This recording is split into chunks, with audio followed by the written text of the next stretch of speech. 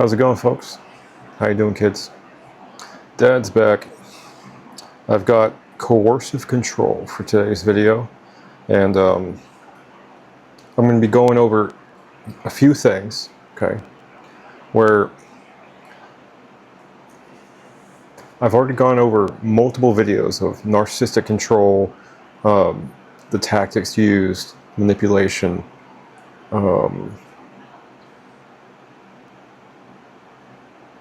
and everything in between, okay? This video is not to reiterate any of that, but material will be covered and it will be repeated, okay? What I'm about to read is 5 different sections here. Hold on.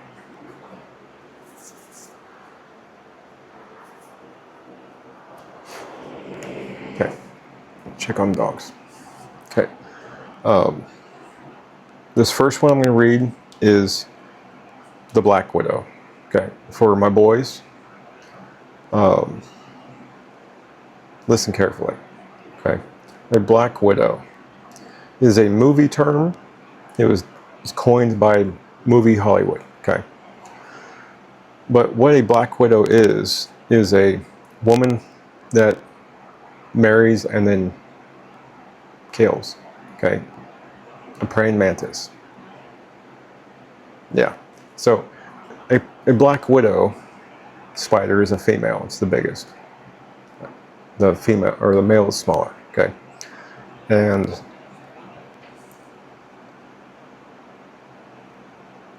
it's a role of dominance. Okay, so that's basically where it stands. All right. So I'm going to read through some of this, and I'm going to talk about it and continue. Okay.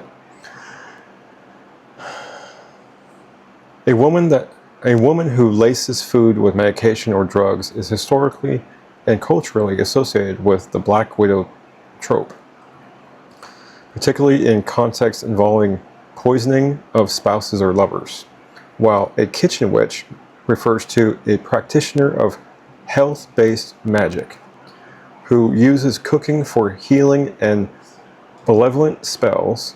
The term is not used to describe someone who commits poisoning or food tampering for malicious purposes.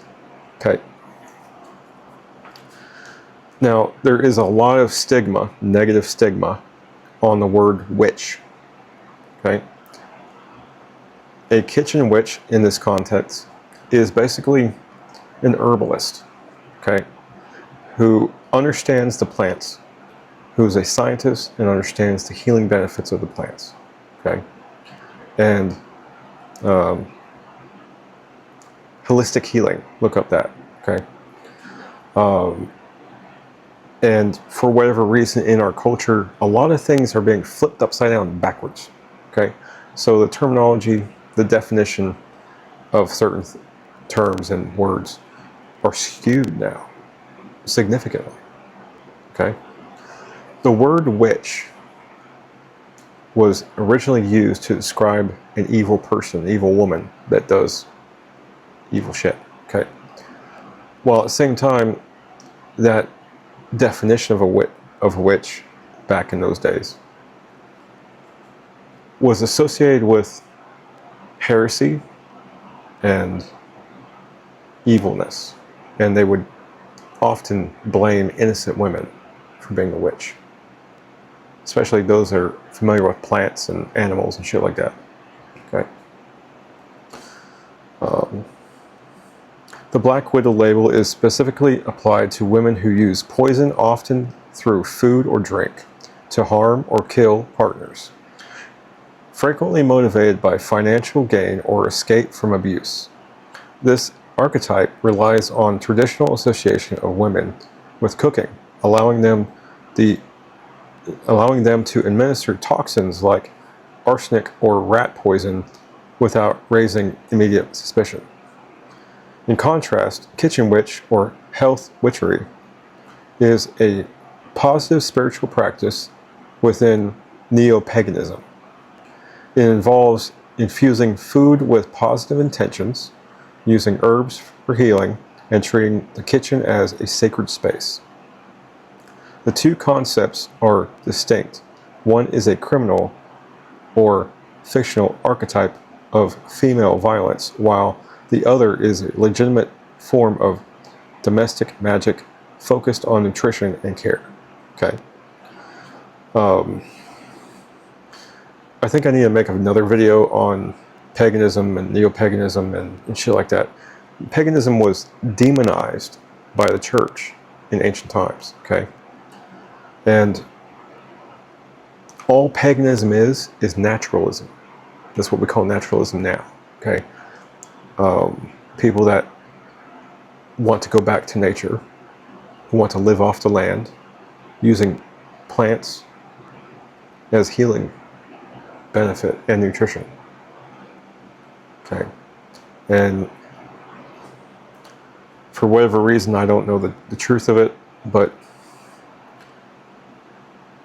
a witch in those times that knew of those things could be suspiciously looked at as a murderer. Somebody that could induce violence or death upon people. Okay. But at the same time that they were having conflicting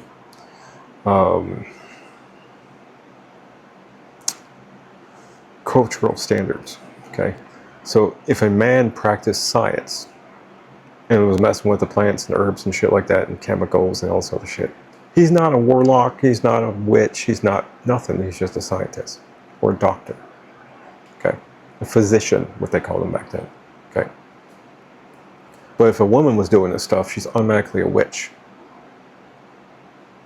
Pretty fucked up. Okay. But today's society, it is mixed up to the point where you got some folks using the term witch in multiple ways, and you have to sit here and describe which kind of witch you're talking about. And then there's another group that just say the kitchen witch is a nutritionist, or the other group that says witches are all evil. Point blank, stop. Okay, there's nothing in between for those people. So basically I wanted to give you this definition of the two because I've experienced what I was calling a kitchen witch. But now I read this, it makes more sense. I dealt with 2 black widows in my life. Okay?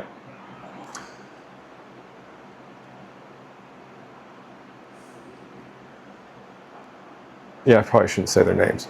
I was about to. So one, actually that was 3. We'll talk about the third one in a minute. The first one was putting sedatives in my food. Okay, this was way before Amber. Okay, way before Amber.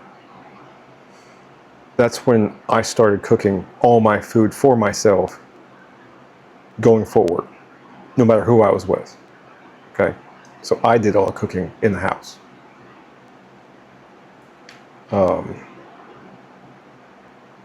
Before I did all the cooking in the house for myself and in the household,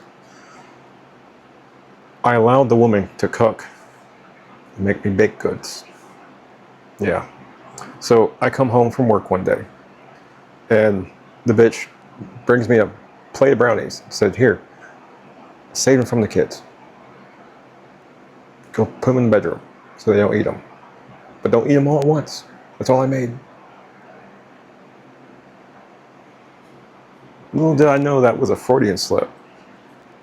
She put a sedative in the motherfuckers. Yeah, she crushed up the fucking pill real good in the powder, mixed in with fucking dry ingredients, and then fucking baked it all day out there. I ate 4 brownies. I was out for 2 days. Yeah, passed out. Yeah, that was enough time for her to pack up and leave though. Yeah. So that was a fucked up situation. And then I had another woman. Let's put it out there. I didn't date this woman. She's an older woman. Okay? She was putting her mental health meds in the food. Yeah. So I never went back to that place again.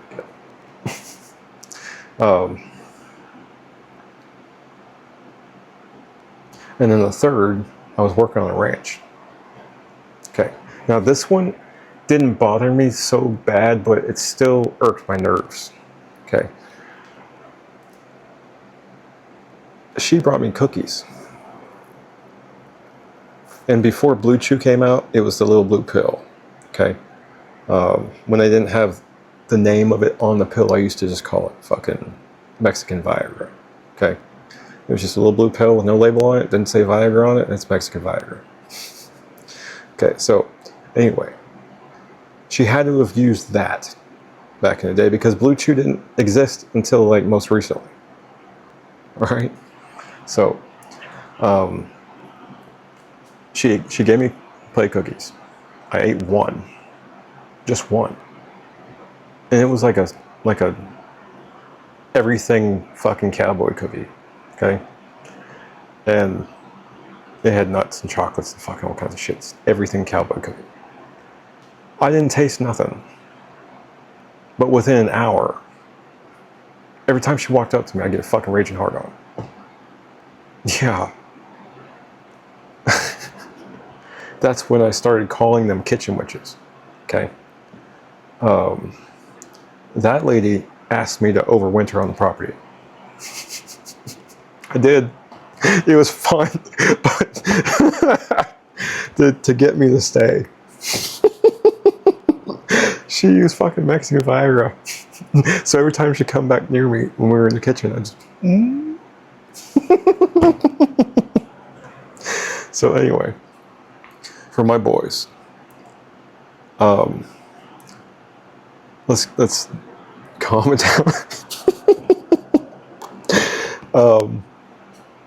Okay, so for the boys, if you ever get involved with a girl, a woman, okay, and you eat one of her baked goods or any of her food, and you get drowsy, you pass out on the couch before you even make it to the bed, within 30 minutes of you sitting on the couch, you pass out after eating, you were drugged. Okay? That's not natural. Unless you ate a fucking shit ton of turkey and a baked potato. Those two items will make you fucking tired because of the chemicals within the meat and the potato. Okay? If you ever run into an issue where every time she walks up to you, you get fucking raging rock hard, you've been drugged. Okay? And if you ever feel like you've gone crazy and you're fucking tripping out, feeling like you're losing your mind, and you know the woman in the house has mental health issues and she's on pills, you got drugged. Okay? Now, this is not to make you paranoid about every girlfriend you get with. Okay? This is just something that I experienced. I wanted to share that before I started Coercive Control. Okay? Because even the subtle, what's the term? Not malignant. Covert narcissist will greet you at the fucking door with a plate of goodies, with a big smile and batting eyes. Welcome home. I make you some baked goodies.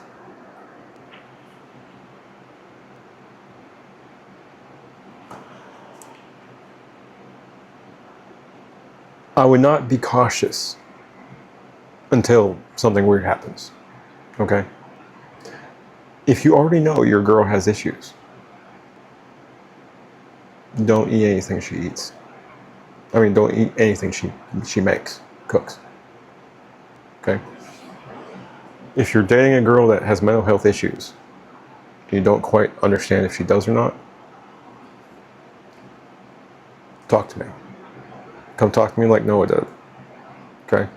Noah's been talking to me about stuff. Allie's been talking to me about stuff. Okay? So if any of my kids have any questions about anything, you just come to Dad. I'm right here. Okay? Gotta change the fucking lock time on this fucking screen. Okay. Coercive control. Coercive control is a strategic ongoing pattern of abusive behaviors designed to dominate, isolate, strip a victim of their freedom, independence, and sense of self. While it often involves non-physical tactics like gaslighting, monitoring, financial abuse, and isolation, it can also include physical and sexual violence. This form of abuse creates a dynamic of fear and dependence, making it difficult for survivors to leave and often underlying most cases of domestic violence. Key aspects of coercive control. Psychological impact. It causes severe mental health issues such as PTSD and complex PTSD, and depression, often leaving victims unsure of their own reality and self-worth.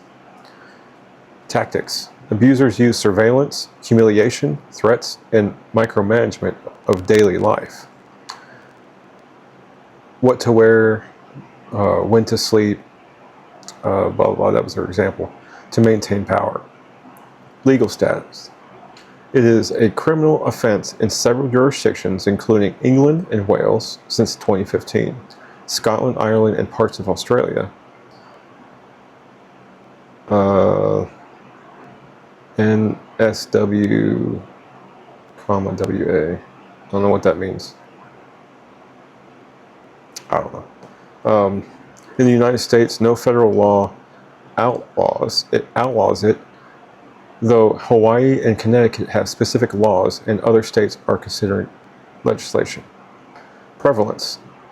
Experts estimate that 60 to 80% of female domestic abuse survivors and over 95% of domestic violence victims experience coercive control. If you or someone you know is experiencing this, support is available through hotlines like National Domestic Violence Hotline or the local advocacy organizations in your area. Okay. Psychological effects. What psychological effects does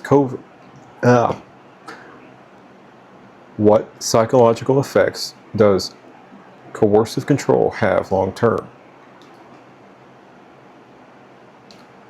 Coercive control causes profound cumulative psychological damage that often persists long term after the abusive relationship ends. Unlike isolated instances of violence and systematic nature of coercive control reshapes how survivors process threat, trust, and identity, frequently resulting in complex PTSD rather than standard PTSD. The most documented long-term effects include chronic anxiety, depression, severe erosion of self-worth.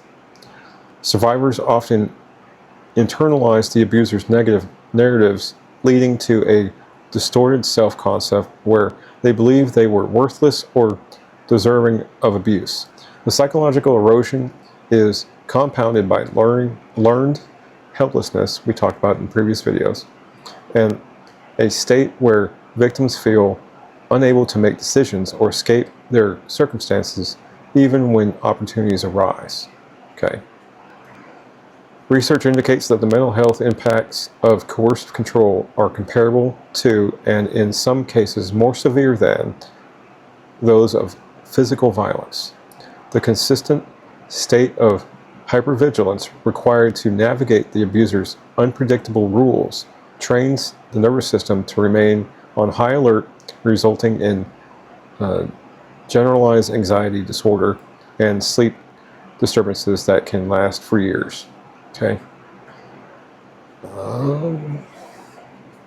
Extended exposure to covert control is strongly linked to complex PTSD, a condition distinct from standard PTSD due to its origin in prolonged, inescapable trauma rather than a single event.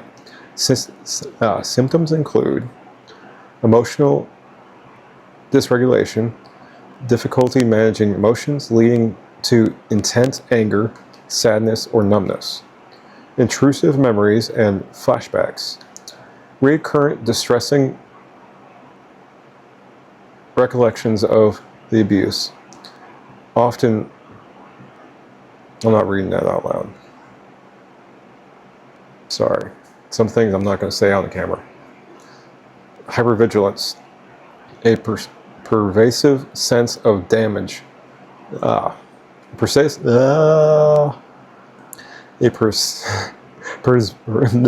pervasive sense of danger and exaggerated startle response.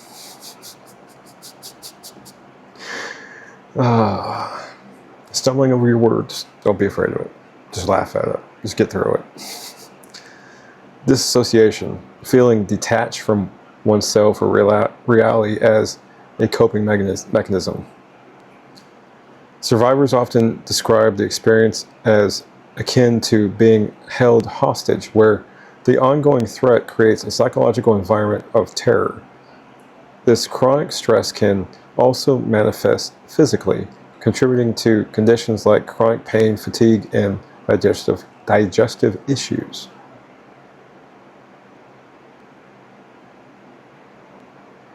Chronic pain, fatigue, and digestive issues.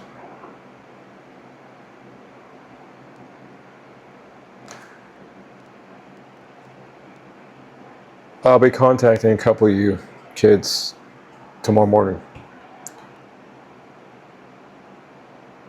Chronic pain, fatigue, and digestive issues. That just hit home, and my kids are talking about the same kind of health issues. Now it makes sense. I didn't read this far down before when I got started. Here we go. Coercive control fundamentally alters cognitive processing. The systematic use of gaslighting causes victims to lose trust in their own perceptions and judgment, making independent decisions making incredibly difficult even after leaving the abuser. Neurological studies suggest that under coercion, the brain processes actions as less owned by the individual, weakening the natural connection between action and consequence. This leads to a disrupted sense of identity.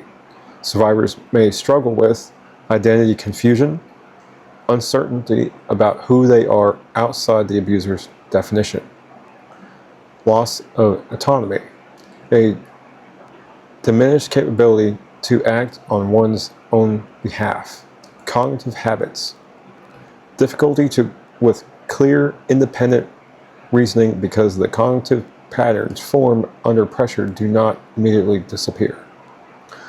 The damage runs deeper than standard trauma frameworks capture because the...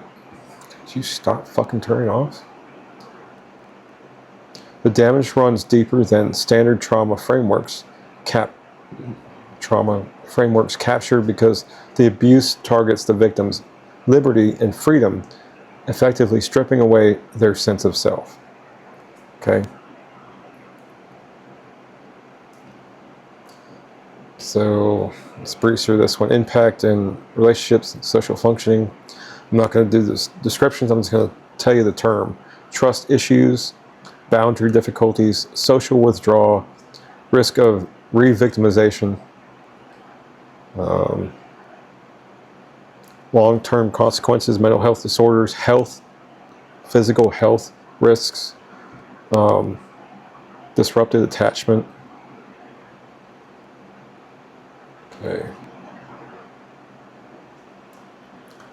Okay. And we're going to go through the tactics of a narcissist manipulation because that's wrapped up in all of it. Okay.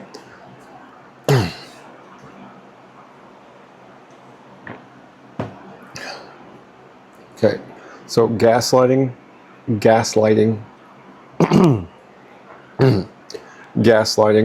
love bombing, triangulation, silence, guilt tripping, projection, DARVO. DARVO is DARVO, a strategy where the narcissist denies the abuse, attacks the victim for confronting them, and reverses the roles so that the victim becomes the perceived offender. hoovering, using apologies, promises of change, or fake crises to suck a victim back into a relationship after they have set boundaries or attempted to leave. Isolation, systematically undermining the victim's relationship with friends and family to increase dependency on the narcissist. Future faking, making grandiose promises about a shared future to keep the victim interested despite no intention of following through. To protect yourself, it is critical to set firm boundaries, trust your own perception of events, limit contact when possible, and seek support from trusted friends, family, and mental health professionals.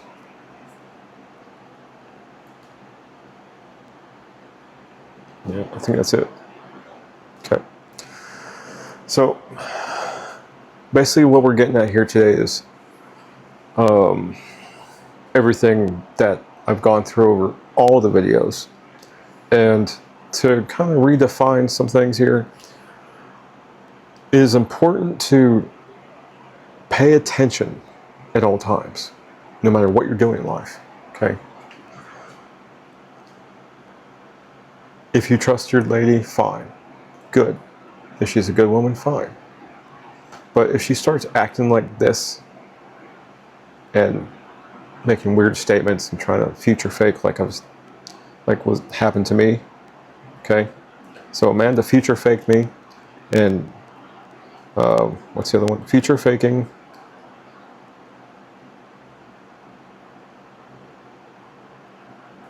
She did future faking, isolation, hoovering. She's tried blackmailing and guilt tripping. All three mothers have tried that. Gaslighting, of course, that's a typical thing narcissist does. Distorting reality, basically. Just skewing what the truth is, or saying an event happened this way when it happened this way, kind of thing. Silent treatment, stonewalling, usually happens when you call them out for their bullshit and they have no response for it. Okay.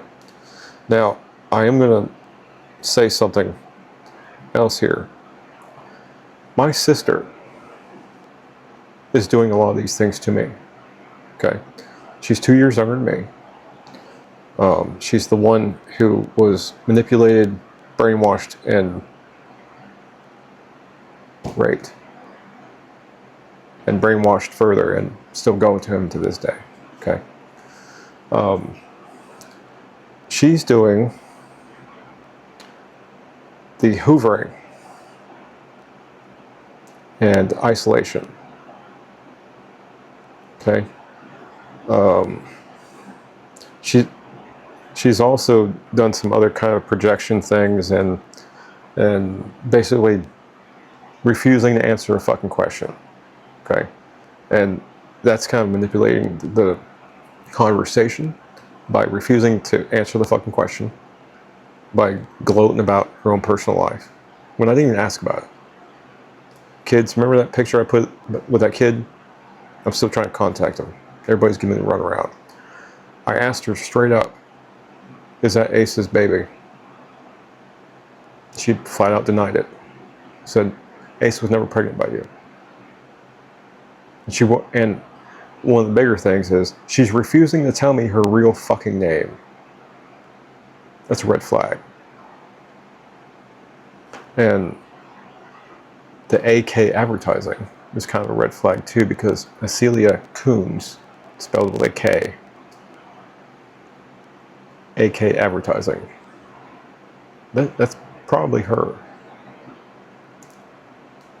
And the isolation that Star's done, I have found out that the folks in my past, like high school time frame on the East Coast, they all believe I died in 2001 in Iraq because she's running her mouth saying that shit. Okay. And she's also found a way to weasel her way into every relationship I've ever had. At some point, one of your mothers has said I'm in contact with Star.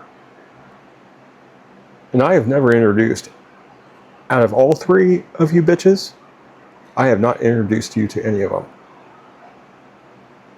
I don't talk about my family other than acknowledging them. So, start going through and intentionally reaching out to the woman I'm with at that moment is a strategic thing to manipulate, to control, to isolate, to absolutely destroy and dismantle my family. And like in previous videos, parental and child alienation is a felony offense. It is a form of child abuse and adult bullying. Okay? Telling the mothers of my children that I'm a piece of shit, that I don't deserve to be a father anyway. Star, that's your exact statement on email. I read it. That in itself is narcissistic abuse. Okay? There's absolutely no fucking reason for it. I have done nothing to my sister. I have done nothing to anybody out there. Matter of fact, when I left in 2000, I never went back. Okay? Take that back. I went to visit Star before I realized she was fucking evil.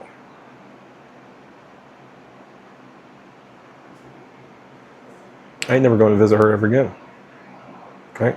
So when I finally figured out that Star is actually secretly going behind my back, interfering with my relationships, was around 2014, 2015. I have not had a relationship since. Okay? It's strange to think about my sister, of all people. The fuck is she doing? It doesn't make any sense.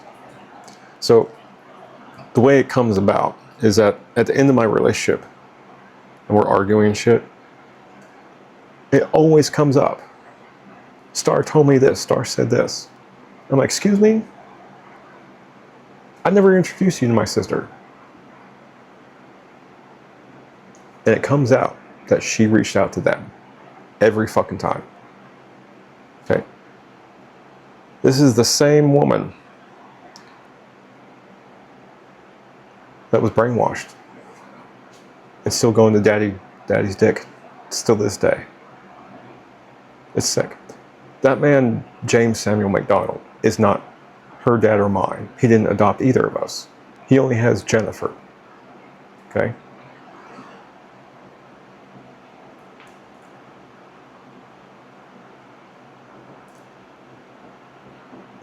This woman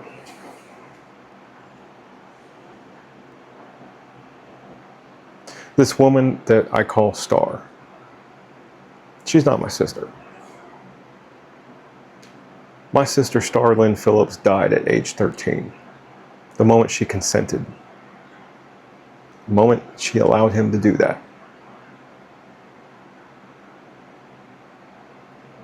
Whether she sucked his dick or let him come inside her. That's the moment she died. And the witch that portrays her likeness and stole her identity, that does all this weird, crazy shit, and abusive, and then she's a fucking raging alcoholic, drinking at fucking 10 a.m.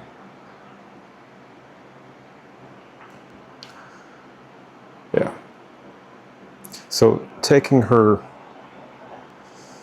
traumas out on me is brainwashed into her by the abuser.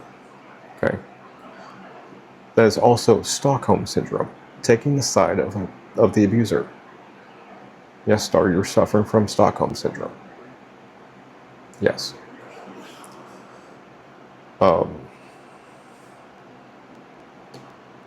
People will do weird things to people, and it doesn't make sense. Okay? I know damn well I haven't done anything to Star, or anybody out there. When I left in 2000 and went to boot camp, I only came back to visit Star, and that was maybe for like a weekend. And I rarely went back. But my last relationship with Amber, her name coming up again, never again. Nobody will ever find out about any relationship I ever have ever again. Never. Never.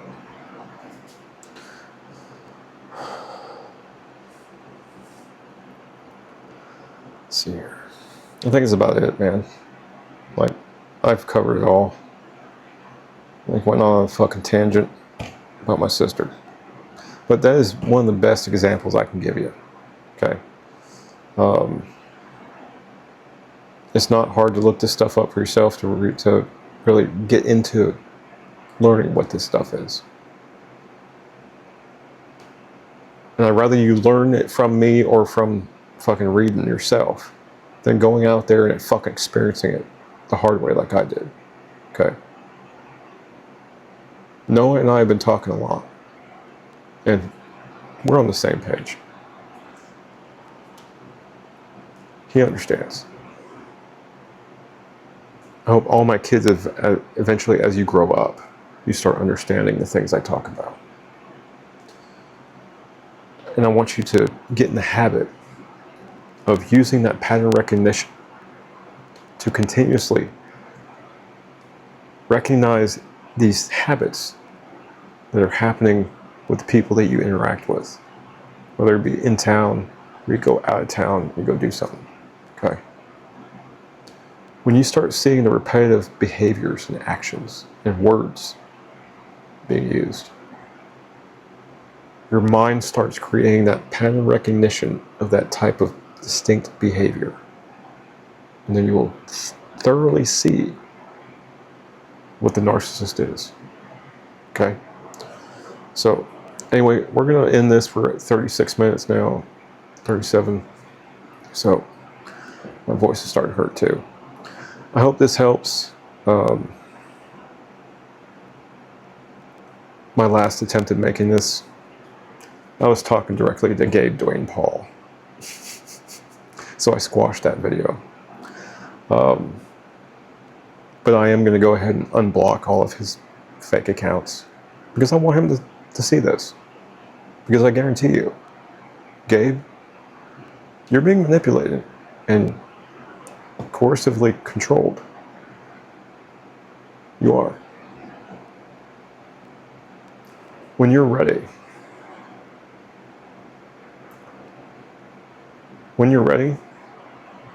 me and Allie would love to sit you down with a cup of coffee and lay it out thick for you to really know who you married. So, anyway, I'm gonna get off of here, wrap up the video, go check on the dogs. Y'all have a beautiful night. It's 12:30 on Wednesday morning, August 5th. Star's birthday was on the 2nd. That's why I brought her name up today. And she just irked my nerves with a text message. I'll share that at the end of this. I'll have to do a screenshot and you'll see later.